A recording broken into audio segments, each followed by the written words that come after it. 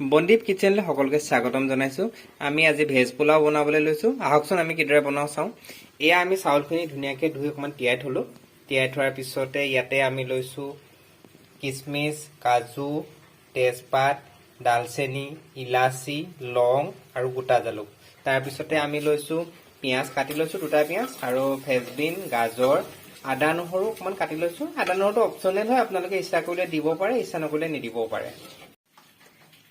এয়া আমি কেৰাহীটো ধুনীয়াকৈ গৰম কৰি ললো। গৰম কৰি লৈ ইয়াতে অলপমান ৰিফাইন দিম।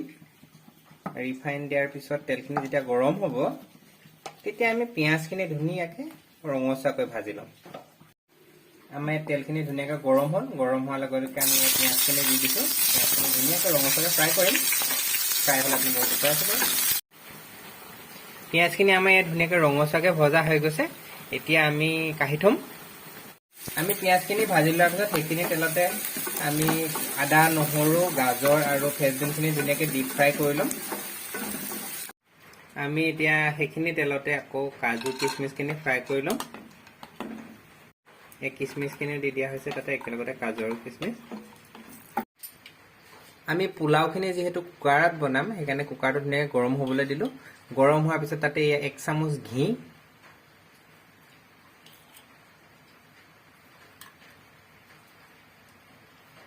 ঘিখিনি ধুনীয়াকৈ গলিবলৈ দিম। তাৰপিছত গলি যোৱাৰ পিছত আমি গোটা জিৰা কেইটামান দিম, তেজপাত দিম আৰু লং, ইলাচি, ডালচেনি, জালুক এইখিনি গোটাই থোৱা আছিলে এইখিনি ধুনীয়াকৈ দি দিম। আমি এতিয়া গোটা জিৰা দিলোঁ, তাৰপিছতে এয়া তেজপাত, তাৰপৰা এয়া লং, ইলাচি, ডালচেনি, জালুক এইখিনি ধুনীয়াকৈ অকণমান এইখিনি ফ্ৰাই কৰি হৈ যাব আৰু ফুটিব আৰম্ভ কৰিলে তাৰপিছত আমি চাউলখিনি দি দিম।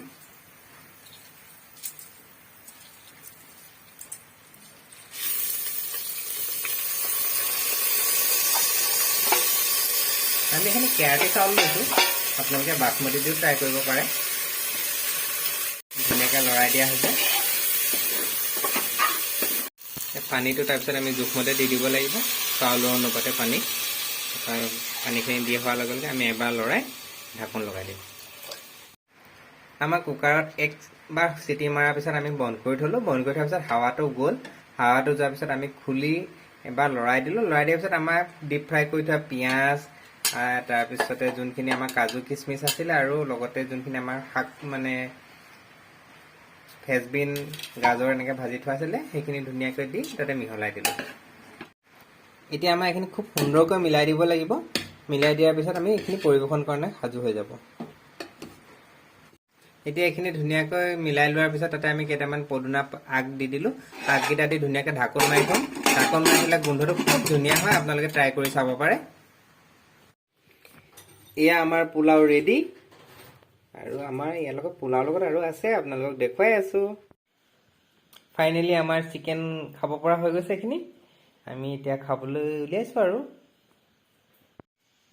এয়া আমাৰ মাটিৰ বাচনত বনোৱা চিকেন লগত পোলাও আৰু চালাড, তিয়ঁহ, জলকীয়া, পিঁয়াজ আৰু নেমু। আমাৰ আজিৰ খাদ্য এয়াই। আপোনালোকে এনেকৈ বনাই খাই চাবচোন আৰু কেনেকুৱা পালে আমাক কমেণ্টত জনাব।